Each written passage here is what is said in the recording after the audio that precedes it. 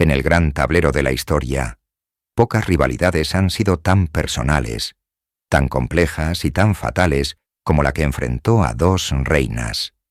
Isabel I de Inglaterra, la hija bastarda que se convirtió en un icono de poder, y María Estuardo, la legítima reina de Escocia, con una peligrosa reclamación al trono inglés. Eran primas, unidas por la sangre de los Tudor, pero separadas por la fe, la ambición y un océano de desconfianza. Esta no es solo la historia de dos monarcas, sino la crónica de una obsesión que se extendió por décadas.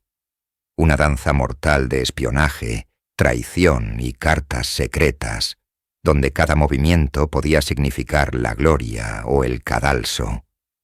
Una reina luchaba por construir un imperio dorado, mientras la otra, desde su jaula dorada, se convertía en un símbolo para todos los que deseaban verla caer. Dos destinos entrelazados, donde la supervivencia de una exigía la aniquilación de la otra. En el gran tapiz del siglo XVI, dos hilos de sangre real, entrelazados por el destino y la ambición, estaban destinados a chocar. Eran Isabel Tudor y María Estuardo, primas unidas por la herencia de Enrique VII, pero separadas por la fe, la política y un abismo de desconfianza. En el centro de su rivalidad no había un territorio ni un tesoro, sino algo infinitamente más valioso: la corona de Inglaterra. Para comprender la obsesión que definiría sus vidas, primero debemos entender el origen de su conflicto, una fractura que se remontaba a una generación anterior. La Inglaterra de mediados de siglo era una nación en crisis espiritual. El rey Enrique VIII, en su desesperada búsqueda de un heredero varón, había roto con la Iglesia de Roma para casarse con Ana Bolena. De esta unión, considerada herética por el mundo católico, nació Isabel. Su legitimidad, por tanto, estaba manchada desde el principio. Para los católicos de Inglaterra y de toda Europa, ella era la hija de un matrimonio inválido, una bastarda sin derecho al trono. Por otro lado, estaba María, reina de Escocia desde que tenía 6 días de vida. Su linaje era impecable. Como nieta de Margarita Tudor, la hermana mayor de Enrique VIII, su derecho a la corona inglesa era, a los ojos de muchos, más sólido y legítimo que el de Isabel. Mientras Isabel crecía en la sombra, su estatus fluctuando con los caprichos de su padre y la peligrosa política de la corte, María era criada en el esplendor y la seguridad de la corte francesa, la más poderosa y católica de Europa. Una fue endurecida por la incertidumbre y la necesidad de sobrevivir. La otra fue pulida por el lujo y la certeza de su propio derecho divino. Sus mundos eran opuestos, pero sus destinos estaban inexorablemente vinculados. Isabel representaba la nueva era del protestantismo, la independencia inglesa y una tenaz voluntad de hierro forjada en la adversidad. María era el estandarte de la vieja fe, la contrarreforma católica y las poderosas alianzas continentales que veían a Isabel como una usurpadora. No eran simplemente dos mujeres compitiendo por el poder. Eran la encarnación de dos mundos en colisión. Cada una se veía en la otra como en un espejo distorsionado, una amenaza existencial para todo lo que representaban. La corona de Inglaterra era singular, y el escenario estaba listo para una lucha que no sería librada en campos de batalla con ejércitos, sino en los pasillos del poder, con espías, cartas cifradas y matrimonios estratégicos. Era una guerra silenciosa donde el premio era el alma de una nación, y solo una reina podía prevalecer. Los primeros años de una persona forjan su carácter, y para Isabel y María, sus infancias no podrían haber sido más dispares. La de Isabel fue una lección magistral de supervivencia. Con solo 2 años, vio cómo su mundo se derrumbaba. Su madre, Ana Bolena, fue despojada de su corona y su vida en el patíbulo, e Isabel fue declarada ilegítima por su propio padre. De princesa a bastarda en un instante. Su juventud fue una precaria travesía por las turbulentas aguas de la corte Tudor. Aprendió a ser invisible cuando era necesario, a mostrar una inteligencia aguda pero no amenazante, y a dominar el arte de la disimulación. Cada palabra que pronunciaba era cuidadosamente sopesada, cada lealtad, una apuesta peligrosa. Durante el reinado de su medio hermana católica, María I, la sospecha sobre Isabel se intensificó.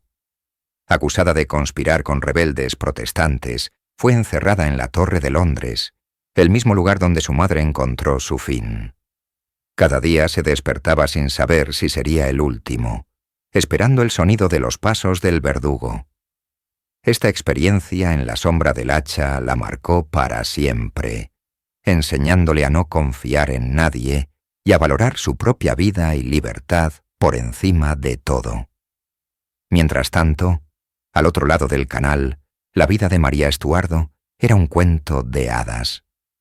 Enviada a Francia a los 5 años para su protección y educación, creció en el epicentro del lujo y la cultura renacentista. Alta, hermosa y encantadora, fue la joya de la corte de los Valois. Se casó con el delfín Francisco, y a los 16 años, con la muerte de Enrique II, se convirtió en reina consorte de Francia. Era reina de Escocia por nacimiento y reina de Francia por matrimonio. Parecía que el mundo estaba a sus pies. Acostumbrada a la adulación, al poder incuestionable y a la devoción que su belleza y estatus inspiraban, María desarrolló una confianza en sí misma y una creencia en su destino que contrastaban fuertemente con la cautela de Isabel. No conocía el miedo a la supervivencia. Su único desafío era manejar la inmensa influencia que poseía. La hija bastarda aprendía a gobernar su propio espíritu en una celda, mientras que la reina de Francia aprendía a dominar un reino desde un trono dorado. Estas experiencias formativas crearon a las mujeres que se enfrentarían. Isabel, la pragmática, la erudita, la superviviente. María, la romántica, la apasionada, la creyente en su derecho divino. Aún no se habían encontrado, pero sus personalidades, forjadas en crisoles tan diferentes, ya estaban en curso de colisión. Noviembre de 1558. Una fría llovizna cae sobre Inglaterra, una nación agotada por las persecuciones religiosas y la incertidumbre. En el palacio de Hatfield, una joven de 25 años, Isabel, espera noticias. Durante años ha vivido en un exilio dorado, siempre bajo la atenta y sospechosa mirada de su hermana, la reina María I. Pero la reina está enferma, sin hijos, y el futuro de la nación pende de un hilo. Entonces, llega la noticia que lo cambia todo. La reina María ha fallecido. Según la voluntad de Enrique VIII, Isabel es la siguiente en la línea de sucesión. De un momento a otro, la prisionera de la torre se convierte en la dueña del reino. Su ascenso no fue un simple traspaso de poder, fue un terremoto político y religioso. Al recibir la noticia, se dice que Isabel citó un salmo en latín. Es obra del Señor, y es maravilloso a nuestros ojos. Su viaje a Londres fue un triunfo. Las multitudes la aclamaban, viendo en su juventud y su fe protestante una promesa de renovación y estabilidad.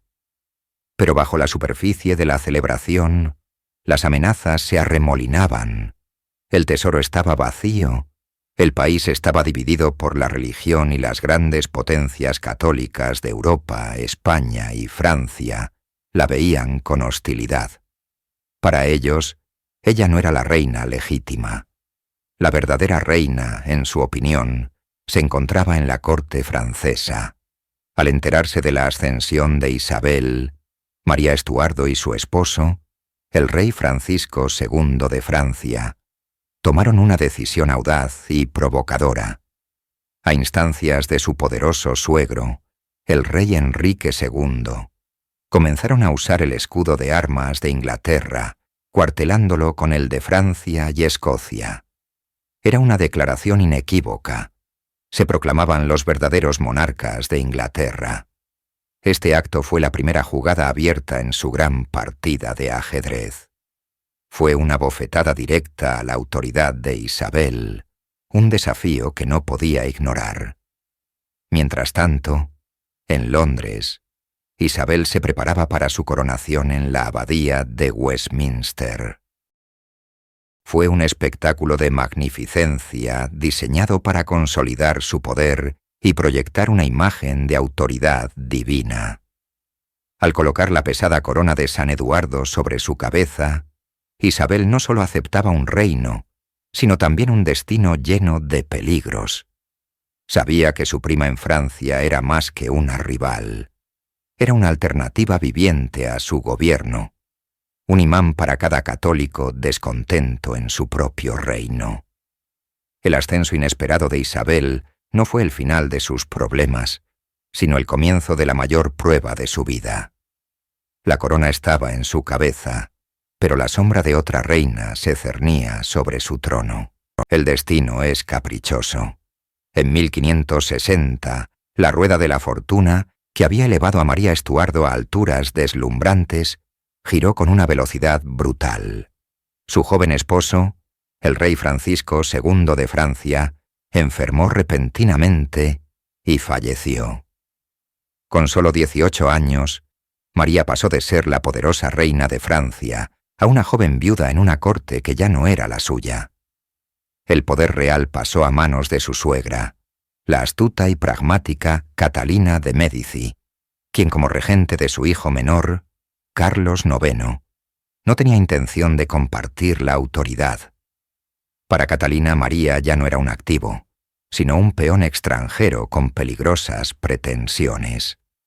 La corte francesa, que había sido su hogar y su paraíso, se volvió fría y hostil. Con el corazón roto y su influencia desvanecida, María tomó la única decisión posible: regresar a Escocia, el reino que llevaba su nombre pero que apenas conocía. Su partida de Francia fue un momento de profunda tristeza. Mientras el barco se alejaba de la costa de Calais, María se negó a apartar la vista, llorando. «Adiós, Francia.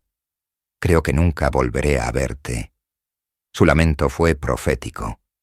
La Escocia a la que regresó en agosto de 1561 era un lugar completamente diferente al que había dejado de niña.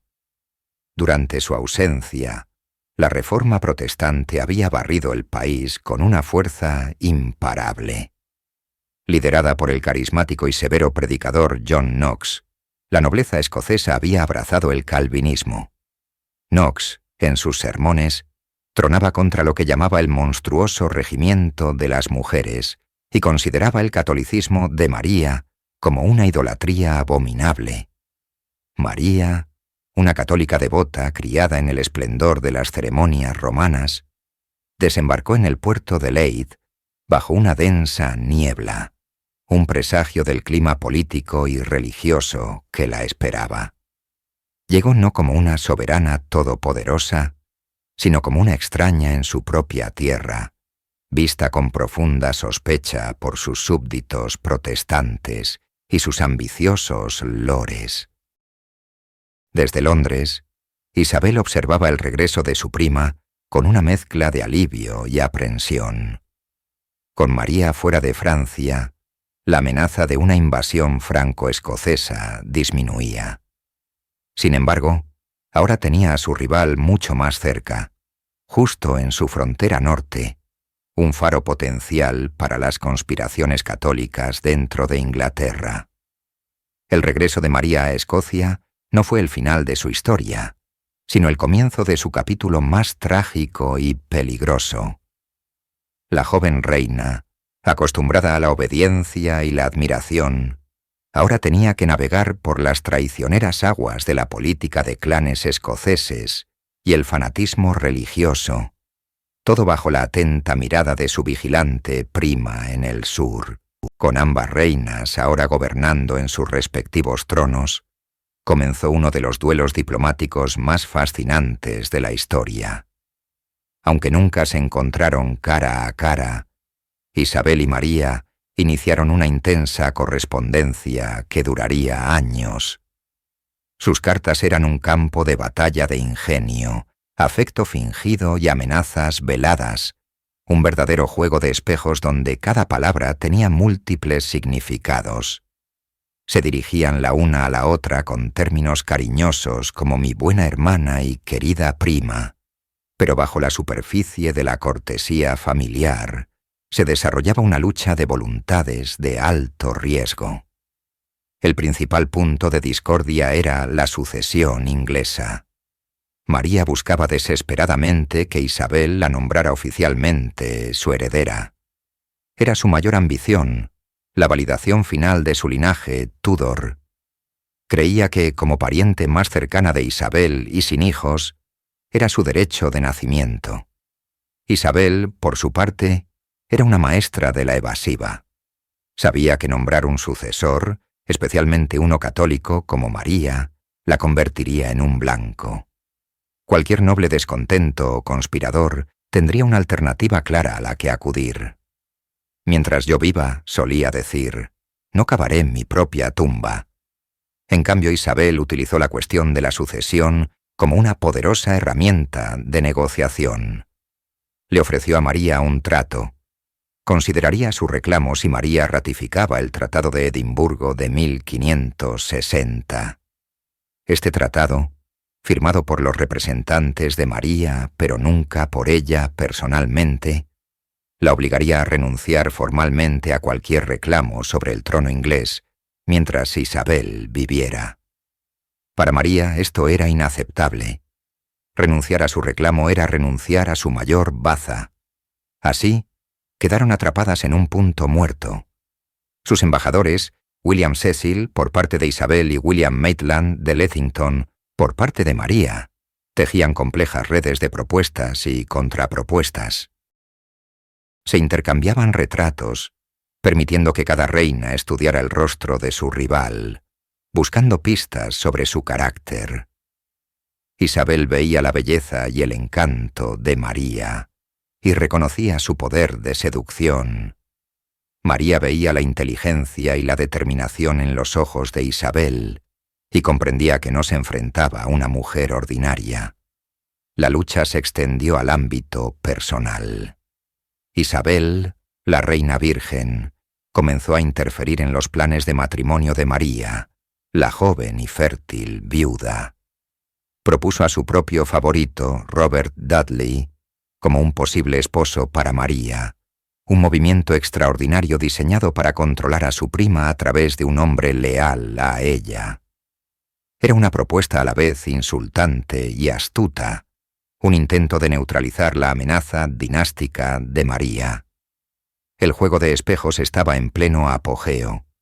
Cada reina proyectaba una imagen de sí misma mientras intentaba descifrar la verdadera naturaleza de la otra.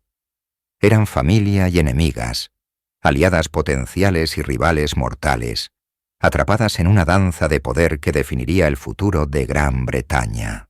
Mientras Isabel consolidaba su poder en Inglaterra con una paciencia de acero, en Escocia, el reinado de María se consumía en el fuego de la pasión y el escándalo.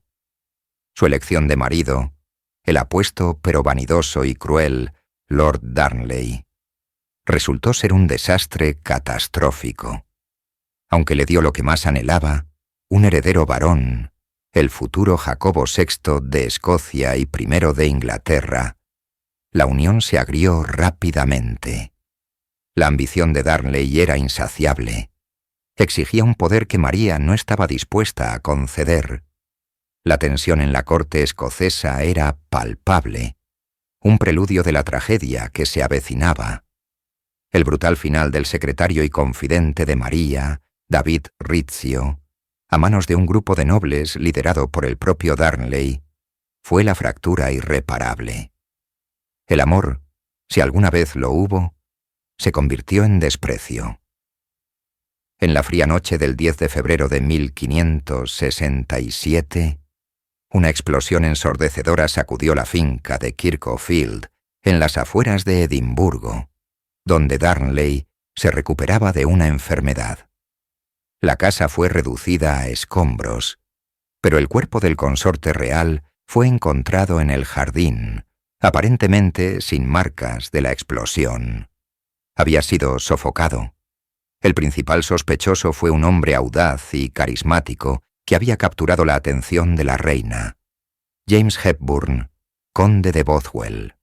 En lugar de llevarlo ante la justicia, María, en una decisión que sellaría su destino, se casó con él apenas 3 meses después.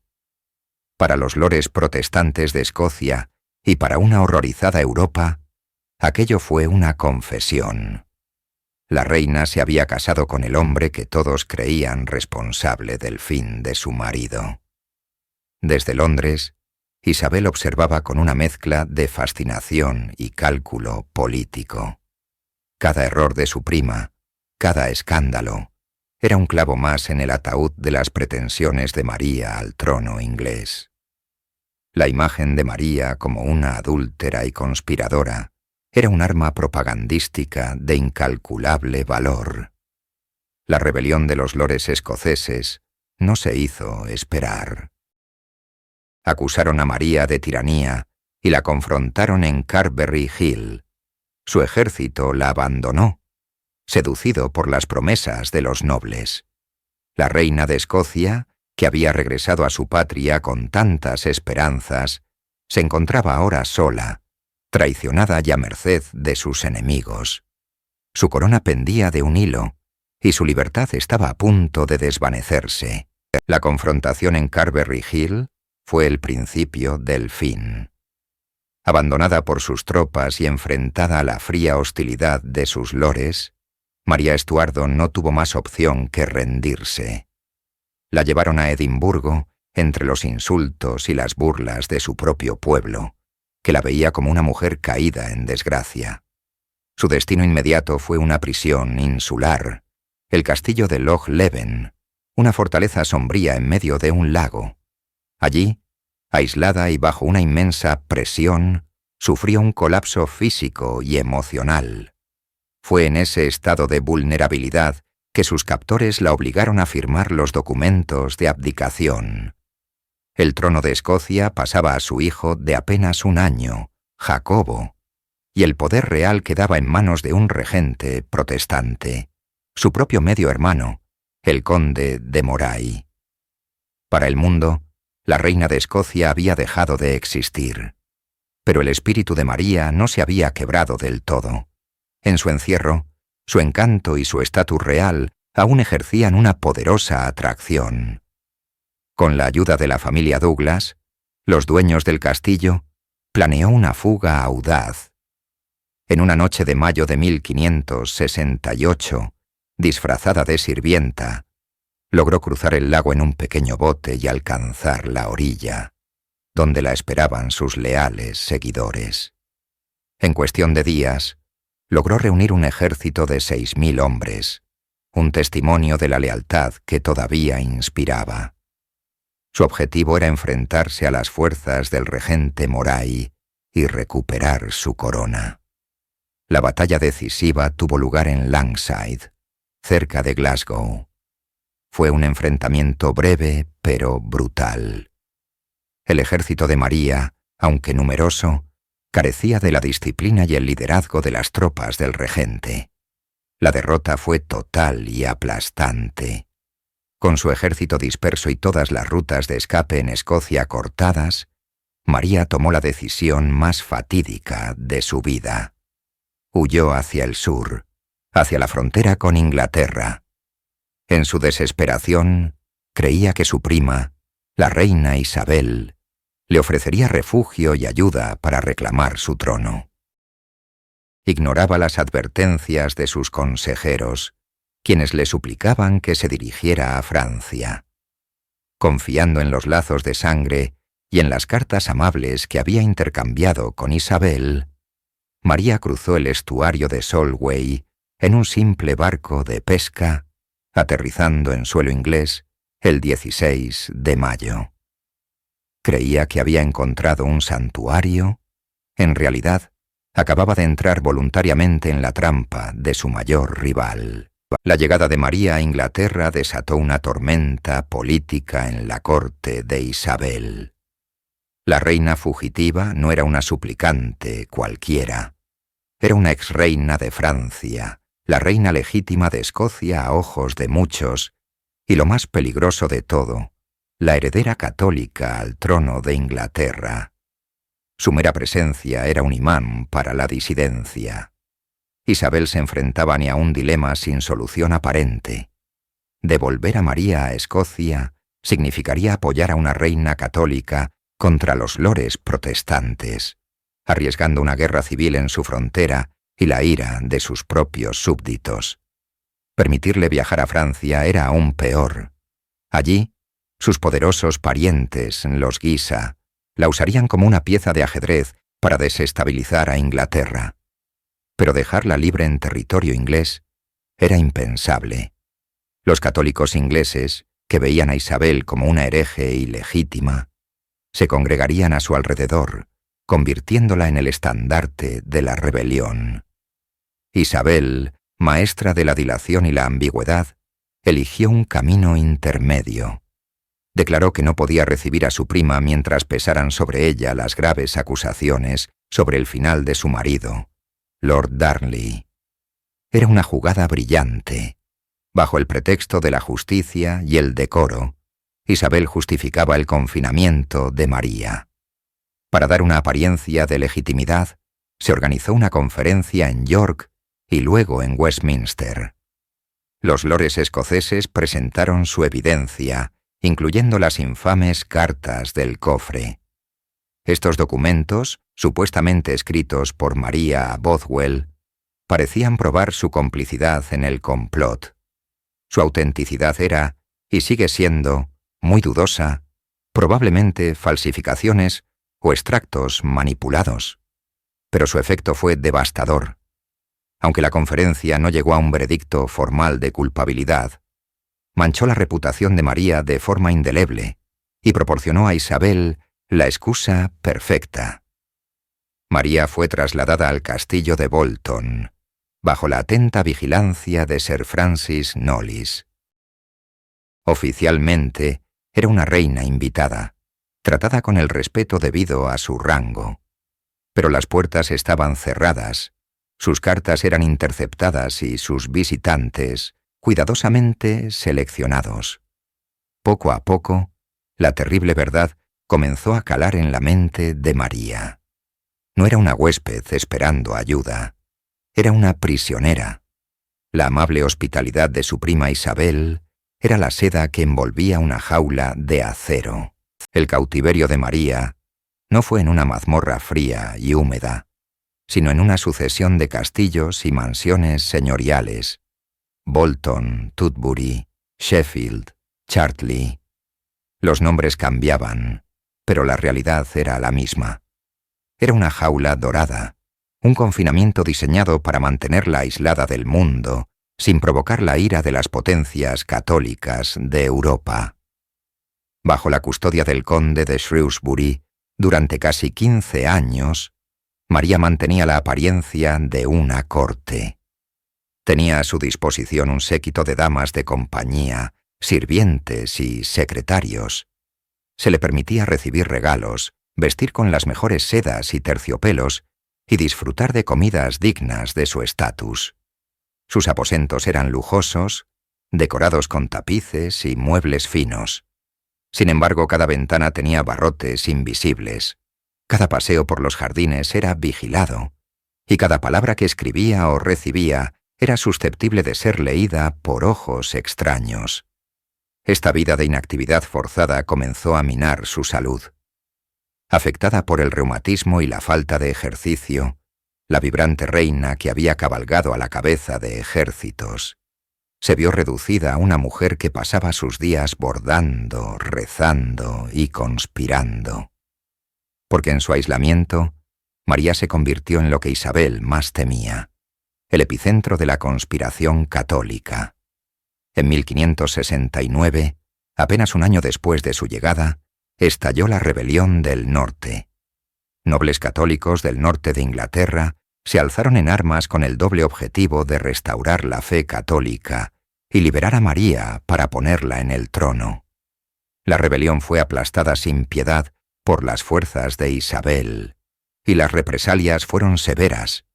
Este levantamiento cambió fundamentalmente la situación. María ya no era solo una prima incómoda, era una amenaza existencial para la seguridad del Estado y la vida de Isabel. La jaula dorada se hizo más estrecha. Su vigilancia se intensificó. Sus comunicaciones se restringieron aún más y su aislamiento se profundizó.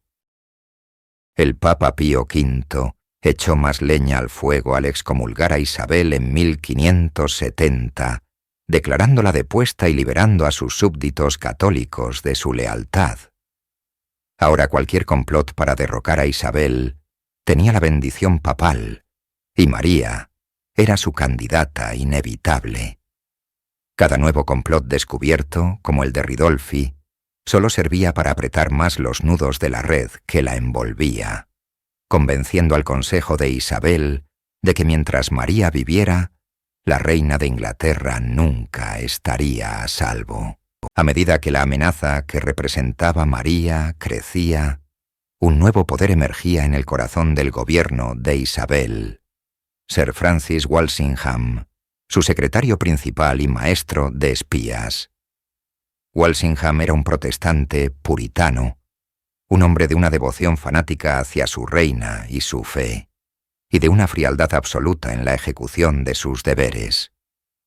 Para él, María Estuardo no era una reina caída, sino la encarnación de la conspiración católica, una serpiente que debía ser aplastada antes de que pudiera asestar su mordisco letal.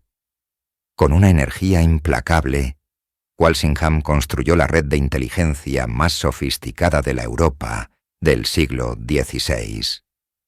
Sus agentes estaban en todas partes, en las cortes de Francia y España, en los seminarios católicos de Roma, e incluso dentro del propio séquito de María. Reclutaba a estudiantes, mercaderes, exiliados y traidores, utilizando una combinación de oro, amenazas y apelaciones al patriotismo. Nadie estaba por encima de la sospecha. Walsingham perfeccionó el arte del espionaje moderno. Utilizaba códigos y cifras complejas, empleaba a expertos para descifrarlos y a falsificadores para manipular la correspondencia. Su lema podría haber sido por cualquier medio necesario. El ambiente en Inglaterra se volvió tenso, cargado de paranoia. Los sacerdotes católicos eran cazados como traidores, y cualquiera que mostrara simpatía por la causa de María se arriesgaba a ser interrogado, o algo peor. Walsingham sabía que los complots anteriores habían fracasado en implicar directamente a María. Necesitaba una prueba irrefutable, una prueba de su propia mano, que la vinculara a un plan para acabar con la vida de Isabel. Y si no podía encontrar tal complot, estaba más que dispuesto a crearlo. Su objetivo se centró en controlar por completo las comunicaciones de María. Durante años, ella había logrado sacar cartas de contrabando, manteniendo vivas las esperanzas de sus partidarios. Walsingham decidió convertir esta línea de vida en una trampa mortal. Ideó un plan para establecer un canal de comunicación secreto que él mismo controlaría. Un cervecero local, Gilbert Gifford, fue reclutado como doble agente para ofrecer a María una forma aparentemente segura de enviar y recibir cartas, escondidas en el tapón de un barril de cerveza. María, cada vez más desesperada tras casi 2 décadas de cautiverio, mordió el anzuelo. No sabía que cada carta que escribía y recibía pasaba primero por las manos de los hombres de Walsingham. Allí, eran descifradas, copiadas y cuidadosamente selladas de nuevo antes de continuar su camino. La red estaba tendida. Walsingham solo tenía que esperar. Pacientemente, observaba cómo su presa, creyéndose libre para conspirar, tejía la soga que finalmente la atraparía. El otoño de 1569 trajo consigo un viento helado que no solo anunciaba el invierno, sino también la primera gran tormenta del reinado de Isabel. En los condados del norte, baluartes de la antigua fe católica y de una nobleza que se sentía desplazada por los hombres nuevos de la reina, como William Cecil, el descontento había alcanzado su punto de ebullición. La presencia de María Estuardo en suelo inglés actuó como un catalizador, una bandera viviente para todos aquellos que soñaban con restaurar a Inglaterra en el seno de Roma. En el centro de esta tempestad se encontraban dos de los nobles más poderosos del reino, Thomas Percy, conde de Northumberland, y Charles Neville, conde de Westmoreland. Su plan era audaz y peligroso: marchar hacia el sur, liberar a María de su cautiverio en el castillo de Tutbury, casarla con el protestante pero ambicioso Thomas Howard, duque de Norfolk, y colocarla en el trono o, como mínimo, declararla heredera de Isabel. La rebelión comenzó con un acto de profundo simbolismo. Los condes y sus seguidores irrumpieron en la catedral de Durham, derribaron la mesa de comunión protestante, restauraron el altar de piedra y celebraron una misa católica ante una multitud enfervorecida. Era una declaración de guerra no solo contra Isabel, sino contra todo lo que su reforma religiosa representaba. Durante semanas, el estandarte de los rebeldes, con las 5 llagas de Cristo, ondeó sobre el norte. La noticia llegó a Londres como un trueno, sacudiendo la corte y el sentido de seguridad de la reina. Isabel, que había intentado gobernar con una relativa moderación, se sintió profundamente traicionada. Su respuesta fue implacable y veloz. No titubeó. Movilizó un ejército formidable bajo el mando del conde de Sussex, una fuerza que superaba con creces a las levas feudales de los nobles norteños. Ante el avance del ejército real, el coraje de los rebeldes se desvaneció. La rebelión se desmoronó sin una sola batalla campal importante.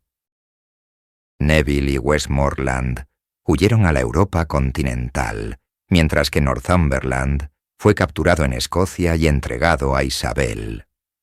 La venganza de la reina fue terrible. Ordenó ejecuciones masivas en las aldeas que habían apoyado la causa, una demostración brutal de poder diseñada para erradicar cualquier futura disidencia. Cientos de personas comunes pagaron con su vida la ambición de sus señores. Para María, el fracaso de la rebelión fue un desastre. Su seguridad se endureció, y la sospecha de Isabel hacia ella se convirtió en una certeza inamovible. La rebelión del norte había fracasado, pero había encendido una mecha. Demostró que la amenaza católica era real, interna, y estaba dispuesta a derramar sangre. Y lo más inquietante para la reina, había revelado que las conspiraciones ya no se limitarían a las fronteras de su reino. Apenas 2 años después de que la sangre de la rebelión del norte se secara en la tierra inglesa, una nueva y más siniestra conspiración comenzó a tejerse en las sombras.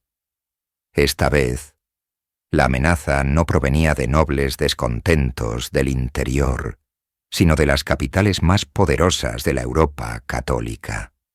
El arquitecto de este plan fue Roberto Ridolfi, un banquero florentino radicado en Londres, cuya apariencia de hombre de finanzas ocultaba a un ferviente agente papal. Ridolfi viajó por toda Europa, uniendo los hilos de una trama de alcance internacional. Su objetivo era nada menos que la deposición y el fin de Isabel. El plan era escalofriante en su ambición. Contemplaba una invasión de Inglaterra por parte de las tropas españolas de élite del duque de Alba, estacionadas en los Países Bajos. Simultáneamente, se produciría un levantamiento católico en Inglaterra, liderado una vez más por el incansable duque de Norfolk, quien, a pesar de haber sido perdonado por su participación en la rebelión anterior, no había abandonado sus aspiraciones. El complot culminaría con la captura de Isabel, su eliminación y la coronación de María Estuardo, quien se casaría con Norfolk para unir los reclamos al trono. El Papa Pío V dio su bendición, y el rey Felipe II de España, el monarca más poderoso del mundo, consideró seriamente la propuesta, viendo una oportunidad de oro para aplastar la herejía protestante en Inglaterra. Lo que Ridolfi y sus conspiradores no sabían era que estaban siendo observados. Sir Francis Walsingham, el emergente y formidable jefe de espías de Isabel, ya había comenzado a construir su red de inteligencia por todo el continente. Sus agentes estaban en todas partes, en las cortes, en los puertos y en las tabernas. Un mensajero de Norfolk fue interceptado con cartas cifradas y una bolsa de oro. Sometido a una intensa presión, reveló los detalles de la conspiración. El círculo se fue cerrando inexorablemente. El descubrimiento de la participación de Norfolk fue un golpe devastador para Isabel. Era su primo, el noble de más alto rango del reino. Su traición era personal y política. Cuando los consejeros de la reina le presentaron las pruebas irrefutables, cartas cifradas que detallaban la invasión y su propio derrocamiento, Isabel comprendió que la amenaza de María no era un mero problema dinástico, sino un imán para la traición y la intervención extranjera. El complot de Ridolfi se desmoronó espectacularmente. Norfolk fue arrestado y juzgado por alta traición. Esta vez no habría perdón. El hacha del verdugo cayó sobre él en la Torre de Londres, un mensaje claro para todos los traidores. El embajador español fue expulsado. Isabel había sobrevivido, pero la experiencia la cambió para siempre. La amenaza de España era ahora una realidad tangible, y la paranoia en su corte se intensificó.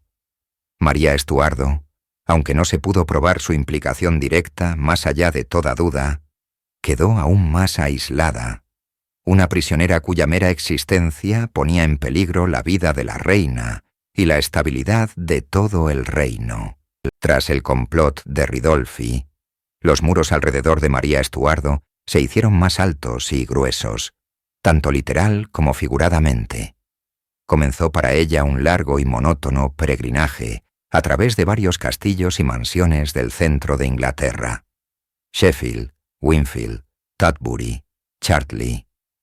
No eran mazmorras oscuras, sino jaulas doradas. Vivía rodeada de un séquito considerable, vestía con la opulencia de una reina y comía en vajillas de plata.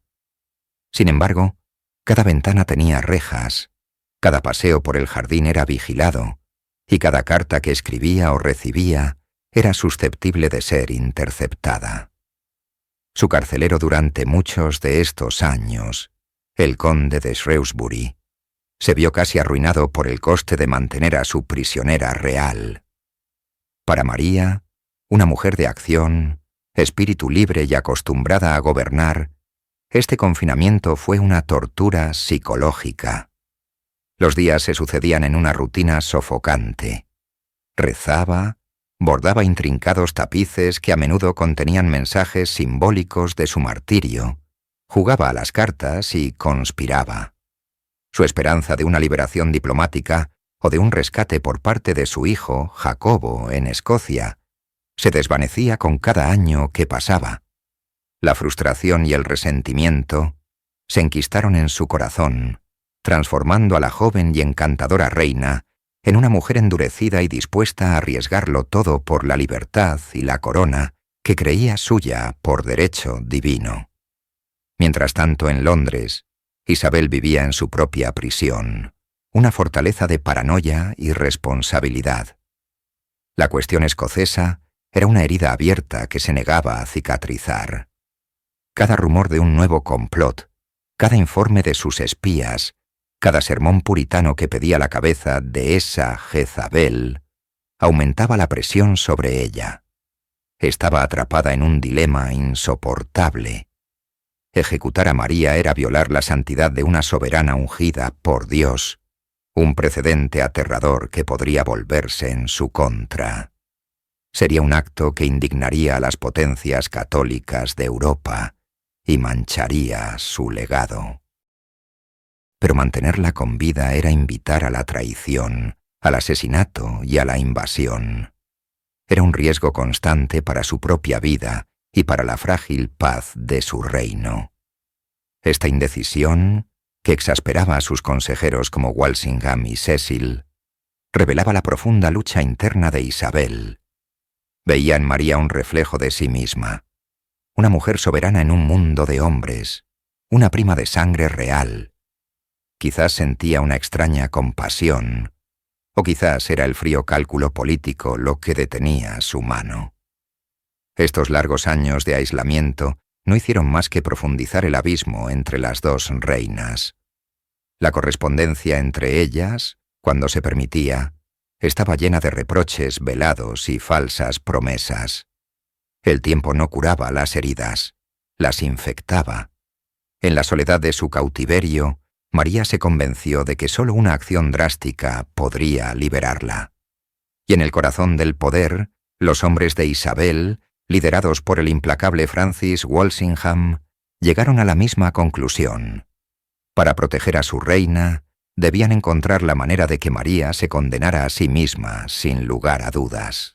En 1586, Sir Francis Walsingham, el maestro de espías de Isabel, decidió que la política de contención había llegado a su fin. La constante amenaza que representaba María Estuardo solo podía neutralizarse de una manera definitiva. No bastaba con frustrar complots. Necesitaba uno que tuviera éxito, al menos en papel, para atrapar a la reina escocesa de forma irrefutable. Así comenzó a tejer la red más sofisticada y letal de su carrera. Una trampa diseñada con la precisión de un relojero. El cebo fue un joven católico rico y apasionado llamado Anthony Babington, quien junto con un grupo de conspiradores soñaba con liberar a María y restaurar la antigua fe. Walsingham no los detuvo. Al contrario, a través de sus agentes dobles, los alentó. El elemento clave de la trampa fue establecer un canal de comunicación secreto y aparentemente seguro para María, ahora prisionera en el castillo de Chartley, bajo la estricta vigilancia del puritano Sir Amyas Paulet. Un hombre llamado Gilbert Gifford, un seminarista católico que en realidad trabajaba para Walsingham, convenció al séquito de María de que podía contrabandear cartas. El método era ingenioso. Los mensajes cifrados se enrollaban, se metían en un estuche impermeable y se escondían en el tapón de un barril de cerveza que entraba y salía regularmente del castillo. María, aislada y desesperada, mordió el anzuelo. Comenzó a cartearse ávidamente con Babington y los conspiradores. Lo que no sabía era que cada una de sus cartas, tanto las que enviaba como las que recibía, hacía una parada crucial. Gifford las entregaba primero a los hombres de Walsingham. En una habitación secreta en Londres, el brillante criptógrafo Thomas Phelippes descifraba el complejo código. Una vez leídas, copiadas y, a veces, alteradas, las cartas se volvían a sellar y se enviaban a su destino. Walsingham observaba, esperando pacientemente el momento decisivo. Y llegó. El 17 de julio de 1586, María escribió la carta que sellaría su destino. En ella, no solo aprobaba el plan de una invasión extranjera, sino que consentía explícitamente el despacho de Isabel, un eufemismo inequívoco para su asesinato. Cuando Phelippes descifró esta sección, no pudo resistir añadir un pequeño dibujo al margen de la copia para Walsingham, una horca. La trampa se había cerrado. Con la prueba en sus manos, Walsingham actuó con rapidez. Babington y sus compañeros fueron arrestados, interrogados, y su destino fue sellado públicamente para servir de advertencia.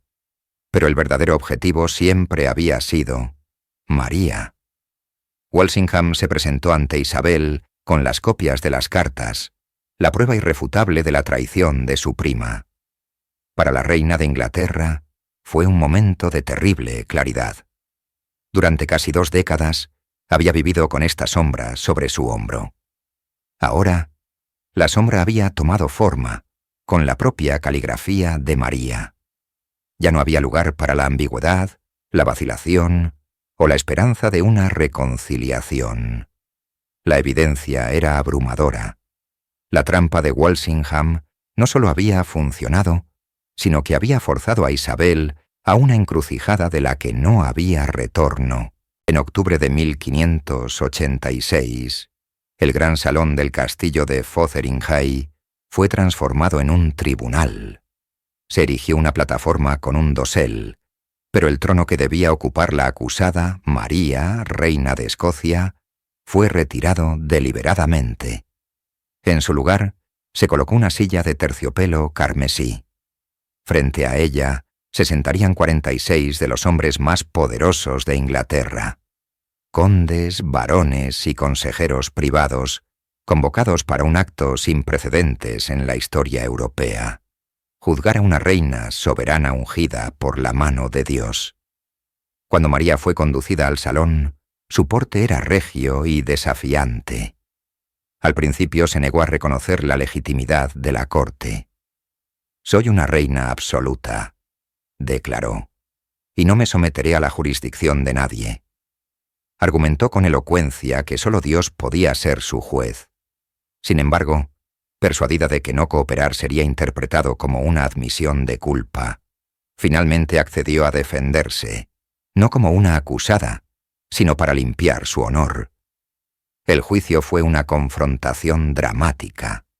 A María se le negaron sus documentos, sus secretarios y un abogado defensor. Se enfrentó sola a la formidable maquinaria legal del Estado isabelino. Los fiscales presentaron las cartas del complot de Babington, las transcripciones de las confesiones de los conspiradores y el testimonio de sus propios secretarios, quienes habían confesado bajo presión.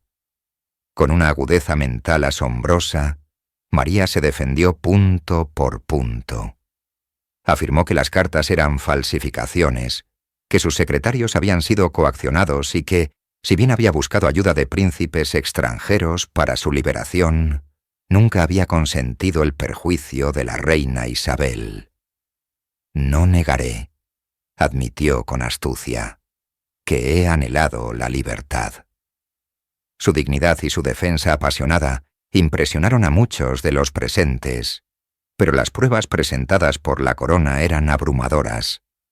Tras 2 días de intensos procedimientos, la corte se aplazó para deliberar en Londres.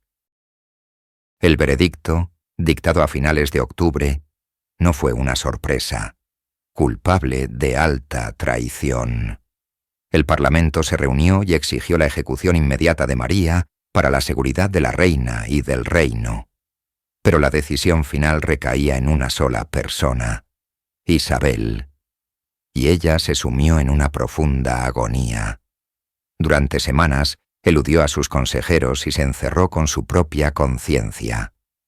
Firmar la sentencia de muerte de su prima era cruzar un rubicón moral y político. Era autorizar la destrucción de la majestad real, un acto que podría inspirar a sus propios súbditos a hacer lo mismo con ella. Luchó, se demoró, redactó la orden y luego la retiró. En un momento de desesperación, incluso sugirió a los carceleros de María que encontraran alguna manera de acortar la vida de su prisionera. Una insinuación de asesinato extrajudicial que fue prudentemente rechazada. Finalmente, acorralada por su consejo y por el temor a otro complot, El 1 de febrero de 1587, Isabel tomó la pluma. Con mano temblorosa, firmó el documento que sellaba el destino de su rival. La tinta sobre el pergamino no solo condenó a María Estuardo, también puso fin a casi 20 años de una obsesión que había definido su reinado y la había atormentado hasta el límite de su alma. En las profundidades del invierno de 1587, el palacio de Whitehall no era un refugio contra el frío, sino el epicentro de una tormenta política y emocional. En sus aposentos privados, iluminada por el parpadeo de las velas, la reina Isabel I libraba la batalla más solitaria de su reinado. Sobre su escritorio yacía un documento que contenía el poder de terminar una vida y alterar el curso de la historia. La sentencia de muerte de María, reina de Escocia. Durante semanas, el pergamino la había atormentado, un recordatorio silencioso de una decisión que desgarraba su alma. Sus consejeros, liderados por el implacable William Cecil, Lord Burghley, y el maestro de espías, Sir Francis Walsingham, la presionaban sin descanso. Para ellos, María no era la prima de la reina, sino el imán de todas las conspiraciones católicas, una amenaza viviente para la corona y la estabilidad de Inglaterra. El complot de Babington había sido la prueba final, un plan para asesinar a Isabel y colocar a María en el trono que había sellado su destino ante los ojos del Parlamento. Pero para Isabel no era tan simple. Ejecutar a una reina ungida, una soberana por derecho divino, era cruzar un umbral aterrador. Sentaría un precedente peligroso que podría volverse en su contra. ¿Qué Dios permitiría que una reina juzgara y condenara a otra? Era una violación del orden sagrado que ella misma representaba. La pluma temblaba en su mano. Recordaba las cartas, las promesas de protección hechas años atrás, la compleja red de afecto y rivalidad que las había unido desde la cuna. Veía el rostro de su prima, no como una conspiradora, sino como una mujer atrapada por la ambición y la fe. La presión se volvió insoportable. Delegaciones del Parlamento le suplicaban que actuara, advirtiéndole que su propia vida corría peligro mientras María respirara. Las noches se volvieron insomnes, llenas de dudas y temores. Finalmente, en un momento de aparente resolución o de absoluta extenuación, tomó la pluma. Con un trazo rápido y nervioso, firmó su nombre, Isabel R. El acto estaba hecho, pero apenas la tinta se secó, el arrepentimiento la inundó. Guardó el documento prohibiendo a su secretario, William Davison, que hiciera nada con él sin una orden directa. La reina se debatió, sugiriendo alternativas, esperando quizás una solución que no manchara sus manos. Pero sus consejeros, temiendo que su determinación flaqueara una vez más, vieron su oportunidad. La firma era todo lo que necesitaban. En secreto el consejo privado se reunió y tomó la decisión por ella. Sin el conocimiento explícito de la reina, sellaron la sentencia y la enviaron con un mensajero que cabalgó a toda prisa hacia el norte, hacia el castillo de Fotheringhay. La pluma inquieta de Isabel había escrito el final, pero la historia de sus consecuencias apenas comenzaba a escribirse. El amanecer del 8 de febrero de 1587 rompió frío y gris sobre las torres de piedra del castillo de Fotheringhay. Dentro no había desesperación, sino una solemne y regia preparación. María Estuardo, tras casi 2 décadas de cautiverio, se preparaba para su última aparición pública. No se vestiría como una prisionera, sino como la reina que siempre había creído ser. Con la ayuda de sus leales damas de compañía, eligió su atuendo con un cuidado simbólico. Un vestido de terciopelo negro cubría una enagua y un corpiño de un intenso color carmesí, el color litúrgico del martirio católico. Cada joya, cada rosario, fue colocado con precisión. Era su armadura para la batalla final, una declaración de fe y realeza que resonaría más allá de la tumba. Cuando los condes de Shrewsbury y Kent llegaron para escoltarla, los encontró serena, con una dignidad que los desarmó. Caminó con paso firme hacia el gran salón, transformado para la ocasión en un escenario solemne. Una plataforma cubierta de paño negro se alzaba en el centro, y sobre ella un cojín de terciopelo y el bloque de madera. 300 nobles y caballeros locales habían sido convocados como testigos, sus rostros una mezcla de curiosidad y temor. María subió al estrado sin ayuda, su mirada recorriendo a la multitud. Su discurso final no fue una súplica, sino una proclamación.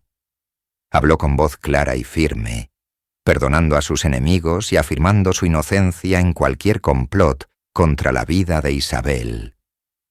Declaró que moría como una reina católica devota, una mártir por su fe.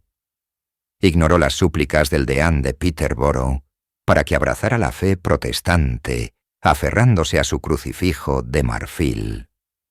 Perdonó a sus verdugos, quienes se arrodillaron pidiendo su clemencia.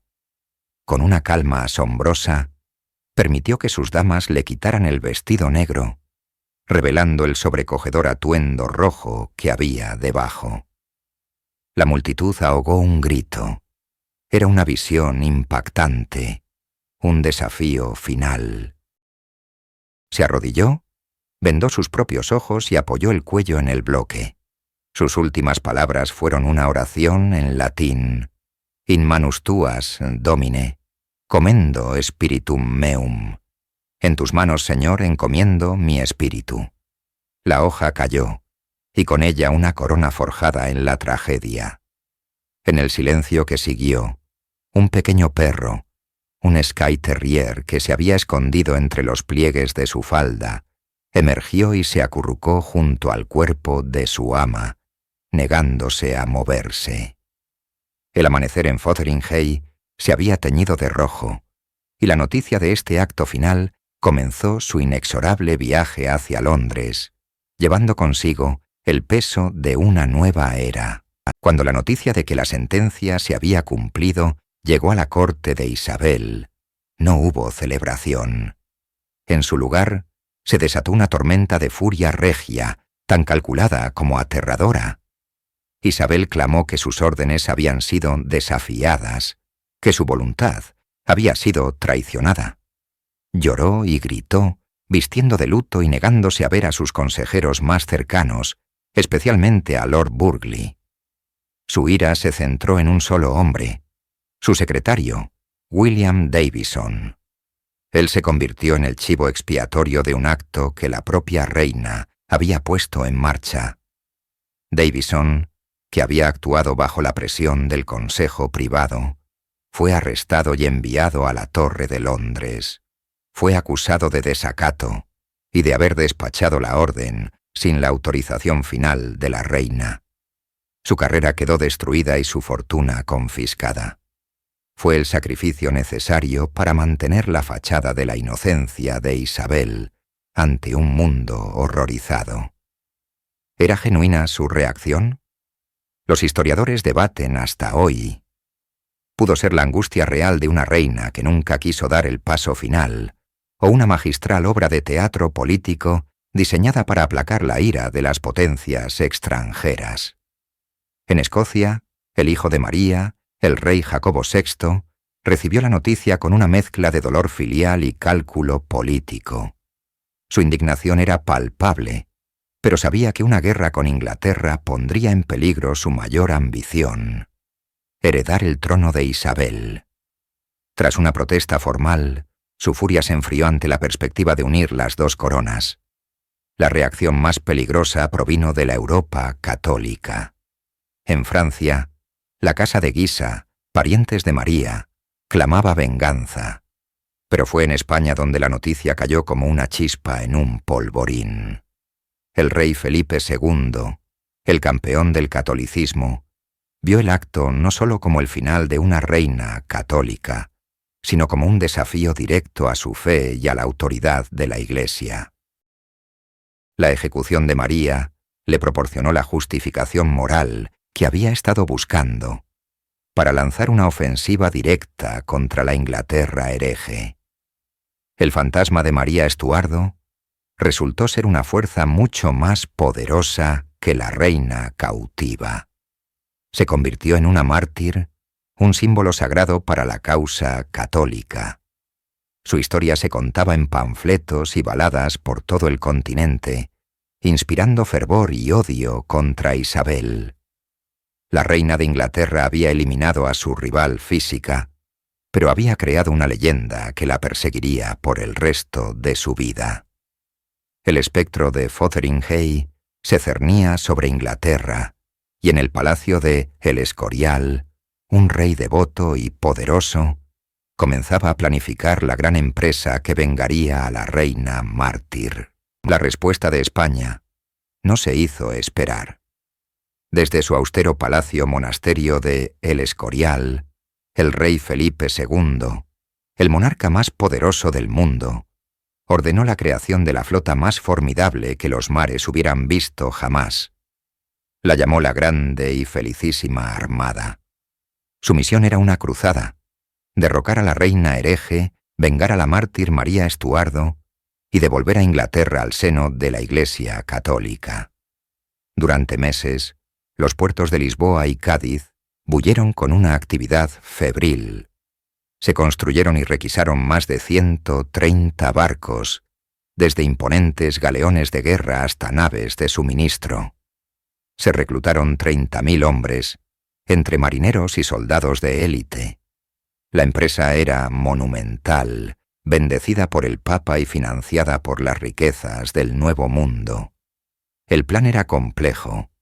La armada navegaría por el Canal de la Mancha, se encontraría frente a las costas de Flandes con los veteranos tercios del duque de Parma y escoltaría a este ejército de 30.000 hombres para una invasión terrestre de Inglaterra.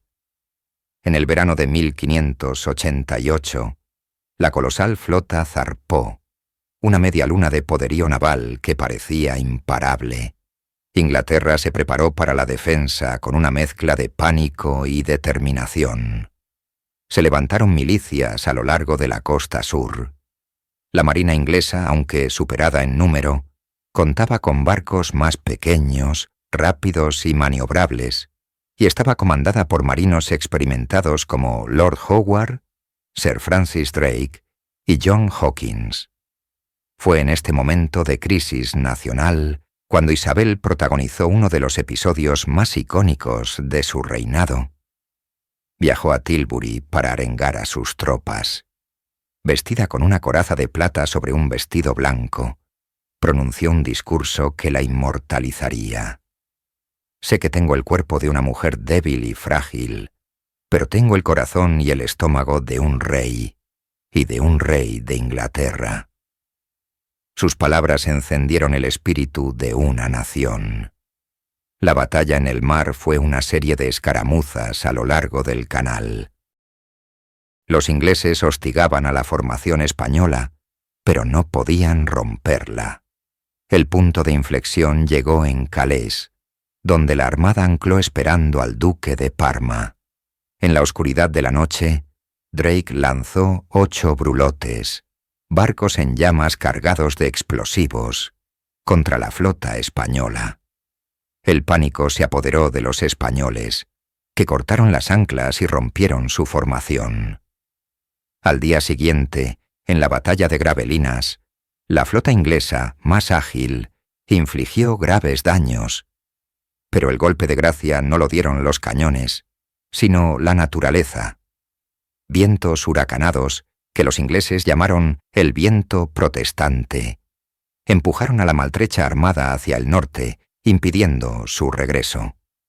Su viaje de vuelta, rodeando Escocia e Irlanda, fue una catástrofe.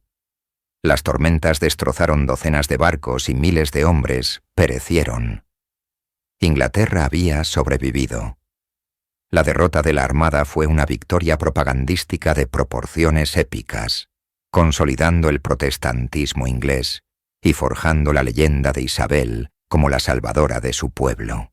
La victoria sobre la Armada Invencible marcó el apogeo del reinado de Isabel, el nacimiento de una edad de oro. Inglaterra se sintió invulnerable, una nación elegida, y su reina se convirtió en Gloriana, la encarnación mítica de su pueblo. Sin embargo, los años que siguieron a la euforia de 1588 fueron de una lenta decadencia. La guerra con España se prolongó durante casi 2 décadas más, una sangría constante de hombres y recursos que agotó el tesoro real. Las malas cosechas y la inflación golpearon al país, y la corte, antes vibrante, se volvió un lugar de intrigas y facciones que luchaban por el favor de una reina cada vez más anciana y aislada. Isabel había sacrificado todo por su corona: el amor, el matrimonio, la maternidad. Su imagen de reina virgen, casada con su pueblo, había sido una herramienta política magistral, pero la dejó profundamente sola en su vejez. Rodeada de los fantasmas de sus viejos consejeros y favoritos, se aferró al poder con una tenacidad feroz, negándose a nombrar un sucesor. El temor a que un heredero designado se convirtiera en un sol alternativo, un foco de lealtad que eclipsara el suyo, la paralizaba. Y así, la pregunta que había sobrevolado todo su reinado, ¿quién vendrá después de Isabel?, se volvió más urgente que nunca. La ironía final de la larga y amarga rivalidad entre Isabel Tudor y María Estuardo se revelaría en el lecho de muerte de la reina inglesa. En marzo de 1603, debilitada y sin fuerzas, Isabel finalmente cedió. Cuando su consejero Robert Cecil le insistió en que debía nombrar a su sucesor, ella, según la leyenda, hizo una señal formando un círculo sobre su cabeza para indicar una corona, y susurró el nombre del único candidato lógico: Jacobo VI de Escocia, el hijo de la mujer cuya sentencia de muerte había firmado 16 años antes. Con su último aliento, Isabel aseguró una transición pacífica y logró lo que generaciones de monarcas no habían podido: la unión de las coronas de Inglaterra y Escocia. El legado de las dos reinas quedó sellado para siempre. María, la reina trágica, perdió su vida pero ganó la máxima recompensa para su linaje. Su hijo heredó el trono que ella tan desesperadamente había anhelado. Isabel, la pragmática y formidable superviviente, gobernó durante 45 años, forjó una nación y la defendió de sus enemigos, pero su dinastía terminó con ella. 2 destinos, entrelazados por la sangre y la ambición, habían luchado por un solo trono. Al final, en un giro del destino que ni la más audaz de las dramaturgias podría haber concebido, ambas lo consiguieron.